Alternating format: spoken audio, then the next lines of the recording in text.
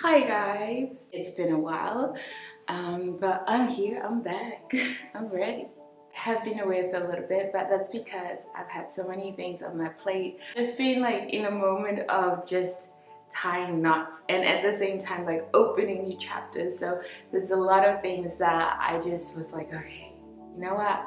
Let's not put more on the plate, let's take more things off. I just needed a time to like just be more compassionate, like schedule wise, which is something I talk to you guys a lot about. Also about like how to create goals and strategies for your life that are also compassionate to who you are as a person. Now, as you guys might know, I'm a Taurus and I'm really into astrology. It's not for everybody, but like I feel like for me, I feel like I resonate so much with how a Taurus is described. It's also something I've been connecting more to, like just the idea that I like a slow and steady pace in life where there's progress but there's not a lot of chaos, there's not a lot of disruption. If those things come, I take them as opportunity to come back to my center and how do I learn to become more stronger? How do I go through things that are stressful, that are chaotic, that are distractive, but like in a way that is as balanced and as chill as I can, because I know like that's my center. Like I need to be I need to be a bit zen to feel like I'm thriving, to feel like I'm gliding in life, rather than just surviving. So getting rid of so many things, like that's what it has given me.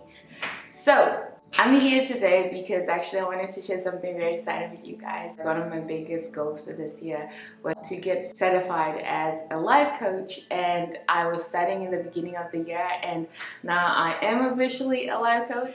And I wanted to add more things to that. Like I saw that just as a grounding of what I want to practice, but like I just needed to know, okay, I need a bit of a skeleton. And for me, what I've added more to that is through my approach, which is an intersectional and holistic approach to life coaching, or even / healing facilitator. I think that's like more where I am. It's not just about like Tony Robinson. It's more like Eliana mixed with some Maya Angelou, mixed with some Oprah, mixed with like, I feel like you should always take like what you want to aspire. You might not find a role model that does exactly what you want to do, but for me, like there's a mixture of that. Like, so it's spiritual, it's emotional, it's healing, it's inspiring, it's all the things that I have learned through my journey from just surviving life to thriving. And for me, thriving is not even always material, but it's also emotional. It's also how you feel about yourself. Like I like to take a holistic approach to all the things I try to do. So I have to see abundance and thriving as more than also just material, beautiful things, but like how do you feel about yourself? What kind of relationships are you manifesting in your life? Where are you when it comes to your generational trauma? Because I really do believe most Black people do suffer from generational trauma. And it's only in recent years, like even digging in my own generational trauma and realizing my mom's, and then talking to my friends, so I'm like, oh my goodness, like this is not just a theory, it's actually our existence. And I've always had an idea of that because of the PTSD that comes from, obviously, with that slavery, colonialism, because I always talk about how these things were never healed properly. It was just like a bandage over it, and a new society was built on top, but on top of a toxic foundation. And that's where we came from, that's where we were born from. So even in my practices, my sessions, that's something I take into account. I think any form of healing or therapy must be in a realm that understands the individual's existence on a broader scale than just as a person who's sad or depressed or what have you. Like you have to see the holistic existence, and I feel like that's what I would like to train to offer. And a lot of the things come from my own experience, and a lot of it is also things I have spent years studying. I've always been very passionate about self-development, and I've always been very passionate about living authentic, grounded lives, and living lives that may be a bit more alternative but more true to who you are. And alternative is different for everybody, and not just alternative for alternative's sake, but something that makes sense to you and feels honest to you. And yeah, so basically I feel like I am trying to become and piece together the people that have inspired me to create what I have been inspired by and what I have found the most healing from, and I want to offer that to people who are interested in that. So on my website now, it's official. You can book a session with me. You can read a bit more about the things I do, and also on this channel. And then when I come back on Instagram, like, it's gonna be more directed towards like those two fields. For me, my biggest passions are healing, growth, and creativity. Like, those have been the themes of my life, and actually being able to accept it and live according to them has given me so much peace. And also I feel like doing that has created much more alignment in my life, like bringing me opportunities. I just feel like things are flowing, and I really always believed in that even before I took the jump to start doing these things. Like, I know that when you're in alignment with who you are, it creates an open flow from the universe or from God, whatever it is that you might call. We are all born with our own sacred mission, and it's only you who knows that. And of course, it doesn't mean that you're gonna do one thing forever, but you know what that calling has been. So a fun fact about me is that when I finished high school, I wanted to be a psychologist. And then I worked hard all my high school years to get grades to get into psychologist, because that's how it works here. You have to get a level of grades that will allow you into a certain profession. I think it's like that in most places.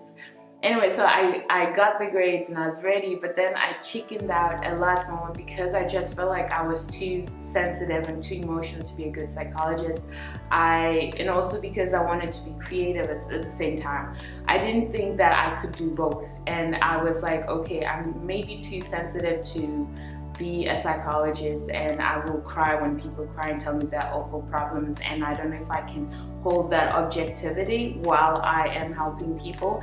Which is so funny because I was like young by then. I was like in my late teens. There's no reason I should be thinking about that because I had a lot of growth to go through, and now we're here like a decade later, and I would say that maybe it was actually a good choice not to become a psychologist, but rather to focus on my own growth and healing, because I think by taking this more free form into it, it has made me realize that actually I don't want to be somebody who's very like, oh, okay, there's you, there's me. I want people to be able to see themselves in how I help them. I want to be able to relate to what they've gone through, and I want to use my sensitivity and my empathy, and I want to use my creativity. I want to use my way of holistic problem solving to help other people, and I don't have to become somebody else to do what I want to do. I have to become more of myself and more secure in myself and confident in myself in order to do the things I want to do and feel drawn to do, and the things that I feel like, yeah,